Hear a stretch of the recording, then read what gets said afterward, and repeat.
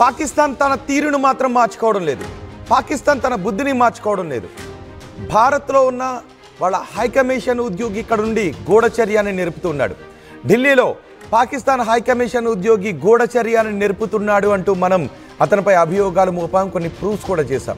India Pakistan యుద్ధాన్ని తానే ఆపానంటూ ఒకవైపు ట్రంప్ అంటూ ఉంటే, ఇటు పాకిస్తాన్ మాత్రం తన వంకర బుద్ధిని ఇంకా బయట పెట్టుకుంటూనే ఉంది. పాకిస్తాన్ హైకమిషన్ ఉద్యోగి ఢిల్లీలో గూఢచర్యని నెరుపుతూ ఉన్నాడు. మనం మొదటి బాక్స్లో చూస్తున్నది భారతదేశంలో ఉన్న పాకిస్తాన్ ఎంబసీ. రెండో బాక్స్లో, మొదటి బాక్స్లో మనం చూస్తున్నది పాకిస్తాన్లో ఉన్న భారత ఎంబసీ. రెండో బాక్స్లో మనం చూస్తున్నది భారతదేశంలో ఉన్న పాకిస్తాన్ ఎంబసీ. మనం పాకిస్తాన్ ఎంబసీ ఉద్యోగిని ఇక్కడ నుంచి వెళ్ళిపోమ్మని ఆదేశాలు జారీ చేశాం. అతను భారతదేశంలో ఉండి గూఢచర్యాన్ని నేర్పుతున్నాడు అని మనకి పక్కా ఆధారాలు ఉన్నాయి. కొన్ని ట్రాన్సాక్షన్స్ కూడా అందుకు సంబంధించి ఉన్న విషయాన్ని కూడా మనం బయట పెట్టాము. ఆ తర్వాత పాకిస్తాన్ కూడా టిట్ ఫర్ టాట్ అన్నట్టుగా రియాక్ట్ అవుతుంది. మనపై కూడా నిందలు మోపే ప్రయత్నాన్ని పాకిస్తాన్ చేస్తుంది.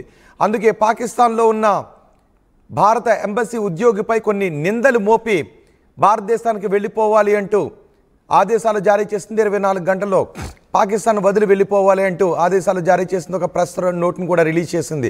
దాన్ని కూడా మీరు ఆర్టీవీ స్క్రీన్ పైన చూడొచ్చు. పాకిస్తాన్ వంకర బుద్ధిని బయటపెట్టుకుంటూనే ఉంది. ఐఎస్ఐకి భారత ఆర్మీ సమాచారాన్ని చేరవేస్తున్నాడు ఒక పాకిస్తాన్ హైకమిషన్ అధికారి. అతని పేరు ఎండి ఇషన్ ఉర్ రహీం. రాయబారి ముసుగులో ఉండి ఎండి ఇషన్ ఉర్ రహీం కుట్రలు చేస్తున్నాడు. ఇందుకు సంబంధించి ఆన్లైన్లో అనుమానిత లావాదేవీలను కూడా మనం గుర్తించాం. ఇక దేశంలో ఉండేందుకు అర్హత లేదు అంటూ రహీంను వెంటనే భారతదేశం వదిలి వెళ్ళిపోవాలి అంటూ ఆదేశాలు జారీ చేశాం. భారతదేశం తీసుకున్న చర్యతో పాకిస్తాన్ కంగుతింది. మరోసారి ప్రపంచవ్యాప్తంగా అబాసు పాలవుతాము అనే భయంతో పాకిస్తాన్లో ఉన్న భారత హైకమిషన్ అధికారిపై కూడా నిందలు మోపింది. నాన్ గ్రెటాగా ఆ అధికారిని గుర్తించి ఇండియాకు వెళ్ళిపోవాలి 24 గంటల్లో అంటూ ఆదేశాలు జారీ చేసింది. దాని గురించిన ప్రెస్ నోట్ను కూడా మనం చూడొచ్చు. Ministry of foreign affairs Pakistan నుంచి చేసిన ట్వీట్ అది. A staff member of the Indian High Commission Islamabad declared a persona non grata. అంటే తమ దేశంలో ఉండటానికి అర్హత లేని వ్యక్తి అంటూ పేర్కొంది. The government of Pakistan has declared a staff member of the Indian High Commission Islamabad as a person non grata for engaging in activities incompatible with his privileged status. The concerned official has been directed to leave Pakistan within 24 hours. The Indian Charge d'Affaires was called to the Ministry of Foreign Affairs today for conveying this decision. ఈ విషయం చెప్పడానికి అతన్ని foreign అఫైర్స్కి పిలిపించాము. ఆ భారత high commission స్టాఫ్ని, ఆ ఉద్యోగిని చెప్తున్నారు. అతను నాన్ గ్రెటాగా గుర్తించి 24 గంటల్లో దేశం వదిలి వెళ్ళిపోవాలంటే ఆదేశాలు జారీ చేశాం. తమకి ఉన్న ప్రివిలేజ్డ్ అధికారాలు కాకుండా వేరే యాక్టివిటీస్లో అతను ఇన్వాల్వ్ అవుతున్నాడు అని మేము భారత హైకమిషన్ ఉద్యోగిని గుర్తించాము. వెంటనే దేశం విడిచి వెళ్ళిపోవాలంటూ ఆదేశాలు జారీ చేశాము అంటూ పాకిస్తాన్ ఫారెన్ మినిస్ట్రీ నుంచి రిలీజ్ చేసిన ఒక ప్రెస్ నోట్ను కూడా మనం ఆర్టీవీ స్క్రీన్ పైన చూస్తున్నాం. దీనికి కారణం, నిన్న మనం ఢిల్లీలో ఒక గూఢచారిని గుర్తించాము. ఆ గూఢచారి పాకిస్తాన్ ఎంబసీలో ఉంటూ భారత విషయాలు తెలుసుకుంటూ పాకిస్తాన్ ఐఎస్ఐకి పంపిస్తూ ఉన్నాడు. అతని పేరు ఎండి ఇషన్ ఉర్ రహీం. అతన్ని ఎప్పుడైతే అతని యాక్టివిటీస్ అనుమానాస్పదంగా ఉన్నాయని మనం గుర్తించి పంపేశామో పాకిస్తాన్ కూడా అదే చర్యకు పాకిస్తాన్లో ఉన్న ఇండియన్ ఎంబసీ ఉద్యోగిని దేశం విడిచి వెళ్ళిపోవాలంటే ఆదేశాలు జారీ చేసింది. దీనిపై మరింత సమాచారం అందించడానికి మా ప్రతినిధి మధు మనకు అందుబాటులో ఉన్నారు. మధు, పాకిస్తాన్ చేసిన ఈ చర్యని ఎలా చూడాలి? నిజానికి మన దగ్గర ఆధారాలు ఉన్నాయి. ఐఎస్ఐకి భారత సమాచారాన్ని చేరవేస్తున్నాడు పాకిస్తాన్ హైకమిషన్ ఉద్యోగిని. కానీ అందుకు ప్రతీకారంగానే ఎటువంటి ఆధారాలు లేకుండా భారత హైకమిషన్ ఉద్యోగిపై ఇటువంటి నిందలు మోపి దేశం విడిచి వెళ్ళిపోవాలంటూ ఆదేశాలు జారీ చేసింది పాకిస్తాన్. ఇది మొదటిసారి చోటు చేసుకుంది. మనం చూసాం పహల్గామ్ ఉగ్ర దాడి తర్వాత భారత్ కొన్ని కఠిన నిర్ణయాలు తీసుకున్న దాంట్లో పాకిస్తాన్ సంబంధించిన జాతీయులు భారత్ను వదిలి వెళ్ళిపోవాలి. తర్వాత మొదటగా ఫస్ట్ గా పాకిస్తాన్ హై కమిషన్ కి లేఖ రూపంలో భారత ప్రభుత్వం చాలా క్లారిటీగా చెప్పింది, మీరు వదిలి వెళ్ళిపోవాలి ఈ దేశాన్ని అనేటువంటిది. సో ఆ నేపథ్యంలో ప్రస్తుతం భారత హై కమిషనర్ లో ఉన్నటువంటి వ్యక్తి పైన అనుమానం రావడము, కదలికల పైన నిఘా పెంచడంతో క్లారిటీ వచ్చింది. ఆయన నాన్ గ్రేటా కింద రహీం ఇండియా నుంచి 24 గంటల్లో వదిలి వెళ్ళిపోవాలని చెప్పాలి. జనరల్ గా నాన్ గ్రేటా అంటే నమ్మదలిగిన వ్యక్తి కాదు, వెల్కమ్ చేయాల్సినటువంటి వ్యక్తి కాదు.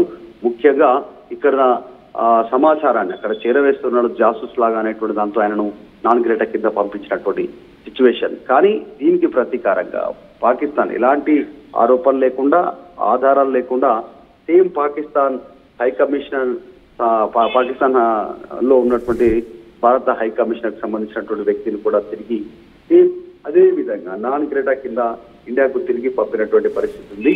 దీనిపైన ఆయన సంబంధం లేని అంశాలను నిందలను ఆయన పైన మోపినట్టుగా చాలా స్పష్టంగా కనిపిస్తా ఉంది.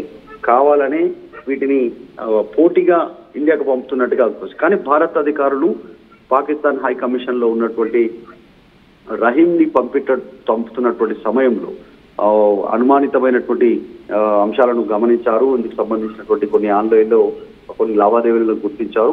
ముఖ్యంగా భారత ఆర్మీ కదలికలు కానీ, భారత ప్రభుత్వం తీసుకుంటున్నటువంటి కొన్ని చర్యలను అక్కడ చేరవేస్తున్నట్టుగా, తర్వాత ఆర్మీ మూవ్మెంట్, తర్వాత ఆపరేషన్ సింధూర్ పేరిట తీసుకుంటున్నటువంటి నిర్ణయాలను అక్కడికి చేరవేస్తున్నట్టుగా కనిపించింది. అయినా ఆ వ్యక్తికి సంబంధించినటువంటిది ఇక్కడ ఉండదగినటువంటి వ్యక్తి కాదు, గౌరవించాల్సినటువంటి వ్యక్తి కాదు అనేటువంటిది నాన్ గ్రేటా కింద పంపించారు, రిటర్న్ పంపించారు. ఇది పాకిస్తాన్ ఖచ్చితంగా కుట్రబుద్ధి లాగానే, మనం పంపించాం కాబట్టి ఏదో ఒక రూపంలో మళ్ళీ తిరిగి పంపించాలి, భారత హై కమిషన్ కి సంబంధించినటువంటి వ్యక్తిని కూడా తిరిగి పంపించే ప్రయత్నం చేశారు. సో దీన్ని కేవలం పోటీగా భారత్ చేస్తుంది కాబట్టి దానికి ప్రతీకార చర్యగా చేసినట్టుగానే కనిపిస్తా ఉంది. కానీ మన హై కమిషన్ కి సంబంధించినటువంటి అధికారులను అక్కడి నుంచి పంపడానికి గల రీజన్స్ కానీ, ఆధారాలు కానీ చూపెట్టలేకపోయింది. భారత్ ఆధారాలతో సహా ఆన్లైన్ ట్రాన్సాక్షన్స్ కానీ, ఆయన కదలికలు, ఎక్కడెక్కడ ఎవరెవరు సమాచారం సేకరిస్తున్నారు, ఇటువంటి అన్ని అంశాలను ఆధారాలతో ముందు పెట్టింది.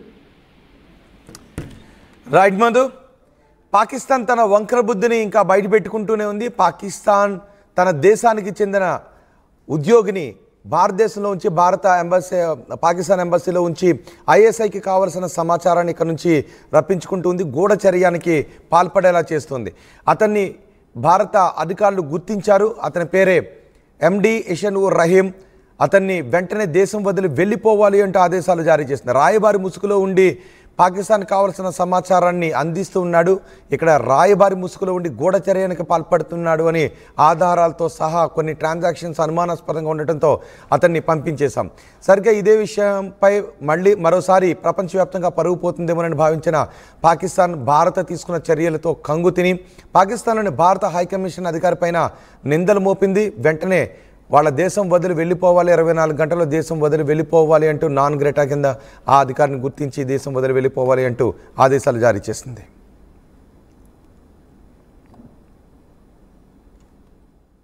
As far as your first question is concerned, let me say it very clearly and put it on record. Pakistan never requested. The fact of the matter is that on the night of 6th and 7th May, once those ghastly and cowardly attacks were made, the Indians requested after those attacks, and Pakistan gave a very clear response that we will communicate back only after we have given the response that this and retribution that this act deserves. की मिसाइलों ने सटीकता के साथ हमला किया, पाकिस्तानी वायुसेना के उन एयरबेस को नुकसान पहुंचाया, जिस पर पाकिस्तान को बहुत घमंड था। भारत ने पहले 3 दिनों में ही पाकिस्तान को इतना तबाह कर दिया जिसका उसे अंदाजा भी नहीं था। इसलिए भारत की आक्रामक कार्रवाई के बाद पाकिस्तान बचने के रास्ते खोजने लगा। पाकिस्तान दुनिया भर में तनाव कम करने के लिए गुहार लगा रहा था, और बुरी तरह पीटने के बाद इसी मजबूरी में 10 मई की दोपहर को पाकिस्तानी सेना ने हमारे डीजीएमओ को संपर्क किया। अब तक हम आतंकवाद के इंफ्रास्ट्रक्चर को बड़े पैमाने पर तबाह कर चुके थे। आतंकियों को मौत के घाट उतार दिया गया था। पाकिस्तान के सीने में बसाए गए आतंक के अड्डों को हमने खंडहर बना दिया था। इसलिए जब पाकिस्तान की तरफ से गुहार लगाई गई, पाकिस्तान की तरफ से जब ये कहा गया कि उसकी ओर से आगे कोई आतंकी गतिविधि